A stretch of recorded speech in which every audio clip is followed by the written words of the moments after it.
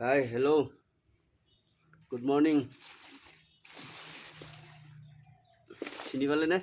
পুই শাক পুই। এয়া পুই শাকত ঠাৰি। এয়া পুই শাকত ঠাৰিৰ চচ্চৰি খাম আজি। পৰহি খালোঁ নেকি? ৰঙালাওৰ ঠাৰি শাক মানে চচ্চৰি। আজি পুই শাকত চচ্চৰি খাম। এনেকৈ এৰাই লৈছোঁ এনেকৈ। মানে প্ৰায় ৰঙালাওৰ দৰে একেই। খায়নে আপোনালোকে? মিছা ক'লে কি হ'ব? মই আজিয়ে প্ৰথম খাম। পুঁই শাক খাই পাইছোঁ, পুঁই শাক খাওঁ, কিন্তু এই চচ্চৰি আকাৰে খাই পোৱা নাছিলোঁ। চচ্চৰি আজি খাম। পদ্ধতি বোধহয় একেই, মানে ৰঙালাওৰ দৰেই।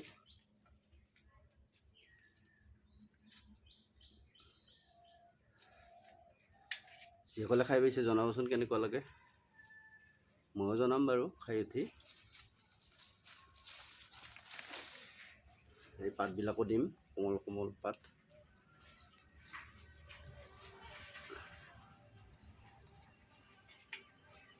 পুঁই শাকত ঠাৰা খাই পাইছে না আগতে? নাই? নহয়, ঘৰত বেলেগে বনোৱাটো খাই পাইছাই? নহয়, খাই পাইছা না ঘৰত? বনাই পাইছা? বনাই না?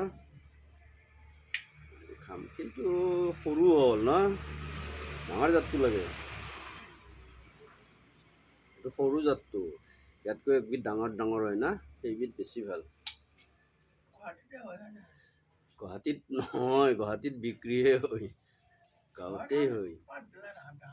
সেইটো গুৱাহাটীত বিক্ৰী হয়, গুৱাহাটীত উৎপাদন নহয়। আমাৰ গাঁৱতেই উৎপাদন হয়, বিক্ৰীটো গুৱাহাটীত হয়। নাই, বজাৰত ডাঙৰ ওলায়। এই ঘৰতে আছে যিহেতু আৰু কি কিনিম।